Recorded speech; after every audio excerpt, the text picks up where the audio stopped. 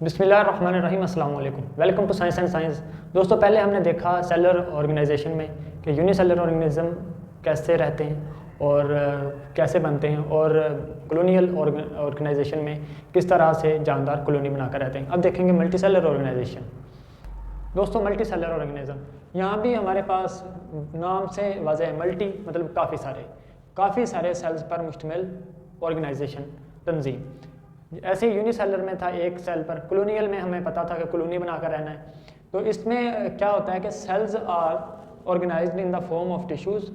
काफ़ी सारे मिलते हैं सेल्स आपस में और क्या बनाते हैं, टिश्यू, ऑर्गन्स, और टिश्यूज़ आपस में मिलकर ऑर्गन्स बनाते हैं, ऑर्गन्स आपस में मिलकर ऑर्गन सिस्टम बनाते हैं, और ऑर्गन सिस्टम आपस में मिलकर एक ऑर्गेनिज्म, एक जानदार बना देते हैं। मतलब काफ़ी सारे सेल जब इकट्ठे होकर कोई सिस्टम बनाकर कुछ जानदार बनाते हैं तो उसको मल्टीसेलर जानदार कहते हैं, मल्टीसेलर ऑर्गेनिज्म कहते हैं। फ्रॉग एंड मस्टर्ड, मेंढक और सरसों या राया आर द फेमिलियर एग्जांपल, मशहूर मिसालें हैं ऑफ मल्टीसेलर ऑर्गेनाइजेशन में। फ्रॉग भी एक मल्टीसेलर ऑर्गेनिज्म है जिसमें हज़ारों की तादाद में सेल्स होते हैं, आपस में मिलकर टिश्यू बनाते हैं। और नेक्स्ट जो आपने लेवल ऑफ ऑर्गेनाइजेशन में पढ़ा है, इस तरह मस्टर्ड में भी इसी तरह होता है, उसकी जड़ें अलग काम कर रही हैं, पत्ते अलग काम कर रहे हैं, वगैरह वगैरह। तो दोस्तों, हम बात कर रहे थे मल्टीसेलर ऑर्गेनाइजेशन पर। तो हमें मल्टीसेलर ऑर्गेनाइजेशन में एक एग्जांपल दी गई थी मस्टर्ड प्लांट की, राय का पौधा या फिर सरसों का पौधा। तो इसका साइंटिफिक नेम है ब्रासिका कंपेस्टर्स। तो ये साइंसी लिहाज से नाम दिए जाते हैं, बाइनोमियल सिस्टम है, आगे इंशाल्लाह हम डिटेल में पढ़ेंगे इसे। तो mustard plant is sown in winter, ये सर्दियों में इसकी बिजाई होती है, एंड इट प्रोड्यूसेस सीड्स, और ये बनाता है बीज at the end of winter, सर्दियों के आखिर पर।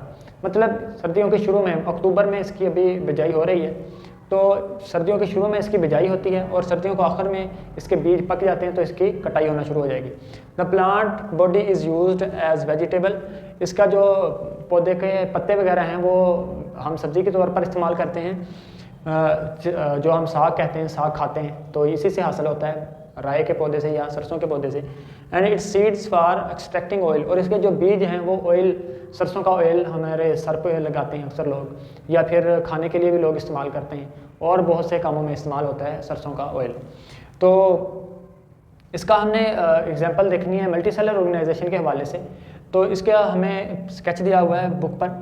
तो इसके बॉडी को दो मेन पार्ट्स में तकसीम किया गया है, रिप्रोडक्टिव पार्ट और वेजिटेटिव पार्ट। इसके जो भी ऑर्गन्स हैं जैसे कि रूट्स, लीव्स और स्टेम और ब्रांचेस, ये सब वेजिटेटिव पार्ट में आते हैं, जिसे हम पहले पढ़ चुके हैं कि इसके पत्ते वगैरह हम साग में इस्तेमाल करते हैं। और रिप्रोडक्टिव पार्ट जो है वो पार्ट है, ये सारा खुराक बनाने के लिए इस्तेमाल होता है। और रिप्रोडक्टिव पार्ट इसकी नस्ल को आगे बढ़ाने के लिए काम होता है, बीज बनाने के लिए। फूल जो हैं, फ्लावर्स जो हैं इसके, वो रिप्रोडक्टिव पार्ट होते हैं जहाँ पर सेक्सुअल रिप्रोडक्शन होती है। मतलब मेल और फीमेल पार्ट्स जो हैं आपस में मिलकर बीज बनाते हैं, और बीज को हम आगे फिर अगले साल छटा देते हैं, तो फिर नन्हे मुन्ने पौधे पैदा हो जाते हैं, और बढ़ते बढ़ते हमारे पास दोबारा बड़ा पौधा तैयार हो जाता है। तो इस तरह से हमारे पास साइकिल चलता रहता है।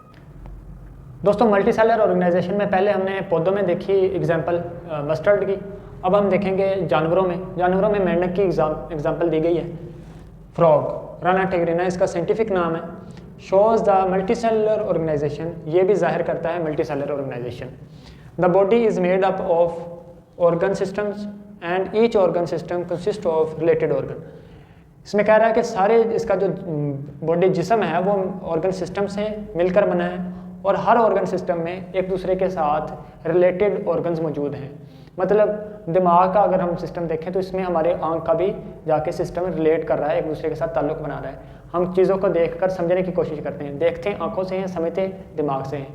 इसी तरह हमारा जो सांस का सिस्टम जो है ये हमारे मसल्स के साथ अटैच है। जैसे हम कोई भारी काम करते हैं तो ये हमें ज़्यादा सांस आना शुरू हो जाता है, हमारे हार्ट बीट जो है वो भी तेज़ हो जाती है। मतलब हमारा दिल भी इसी के साथ रिलेटेड है, मतलब हर कोई चीज़ एक दूसरे के साथ रिलेट कर रही है।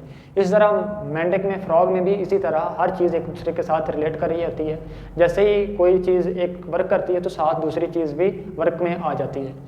तो इसके नेक्स्ट है जी, all the organs are made of specific tissue. हर ऑर्गन जो है वो किसी खास टिश्यू से बना हुआ है। मिसाल के तौर पर जिसकी खाल है वो एपिथेलियल टिश्यू से बनी हुई है। हमारी भी खाल एपिथेलियल टिश्यू जो ऊपर वाला टिश्यू होता है, ये इसे एपी का मतलब होता है ऊपर। एपिथेलियल टिश्यू थोड़ा हार्ड होता है और ये प्रोटेक्शन में काम देता है। ग्लैंडुलर टिश्यू, हमारी ज़बान जो है ये ग्लैंड्स इसमें काफ़ी सारे हैं जिसमें से कोई भी सिक्रेशन खारिज हो, जैसे थूक हमारी ज़बान से खारिज हो रहा है।